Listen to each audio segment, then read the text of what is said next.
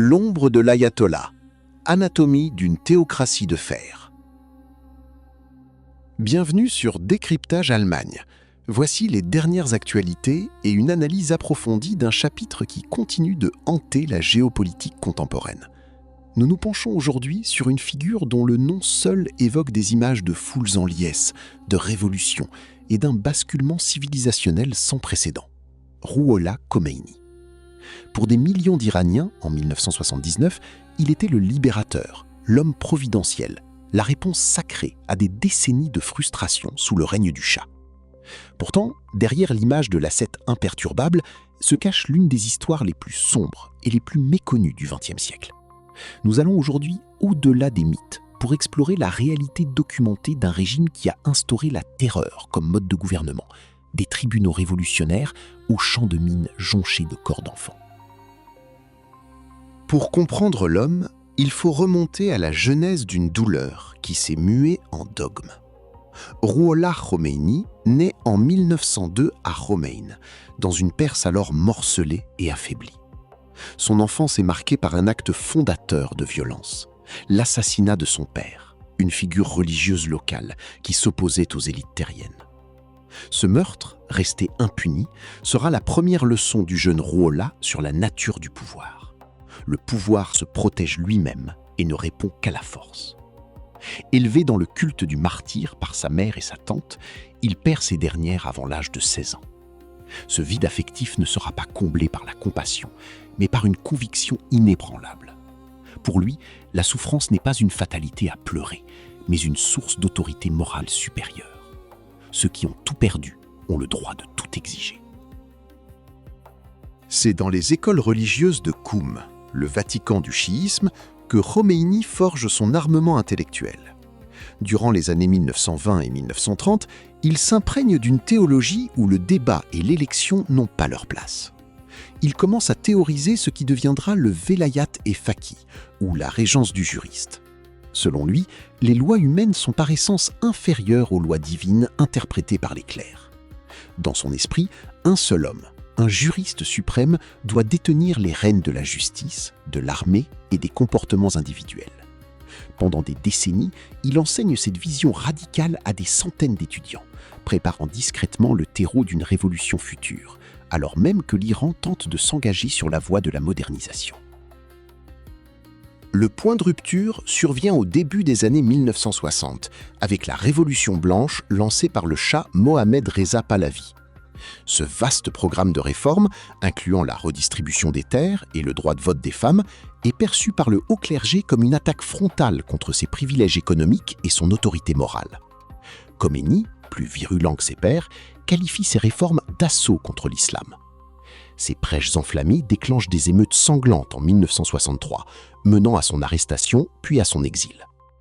Le Shah pensait avoir éteint l'incendie en l'expulsant. Il n'avait fait que créer un symbole vivant. Depuis son exil, notamment à Nadjaf, en Irak, Khomeini orchestre une résistance d'un genre nouveau. Grâce à des cassettes audio introduites clandestinement en Iran, sa voix pénètre dans chaque foyer, chaque mosquée. Il y fustige la corruption du régime et l'influence étrangère, promettant une justice divine.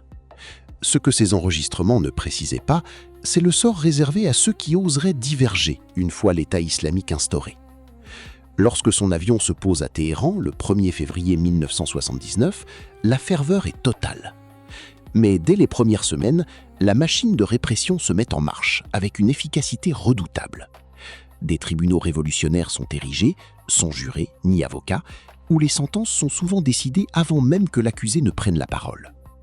Amnesty International recensera plus de 1200 exécutions dans les 5 premiers mois du régime. L'horreur atteint des sommets insoupçonnés lors du déclenchement de la guerre Iran-Irak en 1980. Khomeini transforme ce conflit en une croisade sacrée, refusant toute opportunité de cesser le feu précoce. Pour pallier les manques de son armée, le régime recrute des enfants, parfois âgés de seulement 12 ans, issus des milieux les plus pauvres. Ces jeunes garçons sont envoyés au front avec, autour du cou, une petite clé en plastique importée de Taïwan. On leur assure que cette clé du paradis leur ouvrira les portes de l'au-delà s'ils meurent au combat. Des milliers d'entre eux seront utilisés pour déminer les champs de bataille, en marchant simplement devant les troupes régulières. Ce qui était aux yeux du monde un crime de guerre atroce était célébré par Téhéran comme un acte de dévotion sublime. La fin du conflit, en 1988, ne signifie pas pour autant la fin de la purge. Au contraire, elle marque l'épisode le plus sombre de l'ère Khomeini, le massacre secret des prisonniers politiques. Par une fatwa directe, l'ayatollah ordonne l'élimination de milliers de détenus perçus comme des ennemis de l'intérieur. Des commissions spéciales, surnommées « commissions de la mort », interrogent les prisonniers sur leur foi et leurs allégeances politiques. Une réponse jugée insatisfaisante entraînait une condamnation immédiate. Les exécutions s'enchaînent à un rythme industriel. Des documents suggèrent que des groupes de prisonniers étaient pendus par des grues toutes les 30 minutes pour accélérer le processus.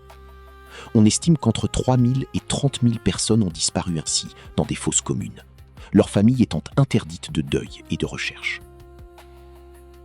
Rouhollah Khomeini s'éteint le 3 juin 1989, laissant derrière lui un pays exsangue mais verrouillé. Il n'a pas seulement laissé un gouvernement, il a légué une structure d'oppression méticuleusement conçue pour survivre aux hommes. Les blessures de cette époque ne sont peut-être pas visibles sur les façades des gratte-ciel de Téhéran, mais elles sont gravées dans la mémoire collective de chaque famille iranienne. Cette architecture du silence, fondée sur la peur et l'instrumentalisation du sacré, continue de façonner le destin de la région et de défier la compréhension internationale. C'était Décryptage Allemagne. Nous espérons que cette analyse vous aura permis de mieux saisir les racines historiques des tensions qui agitent encore notre monde contemporain. La compréhension du passé est la seule clé pour décoder les complexités du présent. À bientôt pour une nouvelle analyse.